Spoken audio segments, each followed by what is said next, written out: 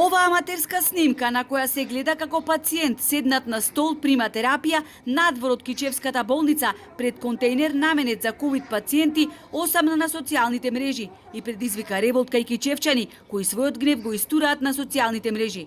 Зарем ваква здравствена грижа заслуживме кичевчани? А што ако му се слоши на човекот? На земја ли ќе го легнат? Страмота. Ако направевте инфективно оделение, сега ќе имаше каде да се лекуваат заболените, пишуваат кичевчани. За ова се огласи и директорот на болницата доктор Станко Трпески.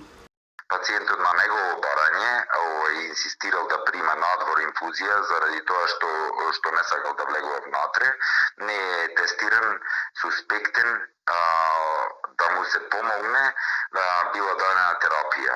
Ама оваа ситуација е искористена во политички цели, така да не би ја коментирал. Имаме голем наплив на пациенти, вели Трпески. Во моментов на интерното оделение се хоспитализирани 13 пациенти со средно тешка клиничка. Бидејќи болницата нема инфективно оделение, заразените лежат на интерно, каде од 5 интернисти коронавирусот бил диагностициран кај тројца интернисти. Еден инфектолог кој само што специјализирал и почнал да работи, а меѓу заразените имало и гинеколози. За да се справат со болеста, на помош им пристигнале интернисти од Охрид и од Тешево. До неодамна докторите од итната помош триажа вршеле во платнен шатор поставен пред болницата, што за директорот не е ништо спорно, ги следеле примерите од азиските земји.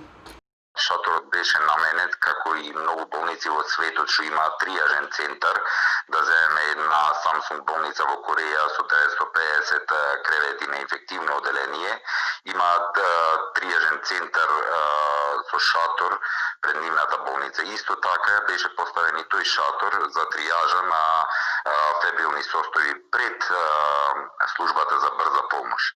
Трпески вели дека ќе побараат од Министерството и во склоп на нивната болница да се направи модуларна болница.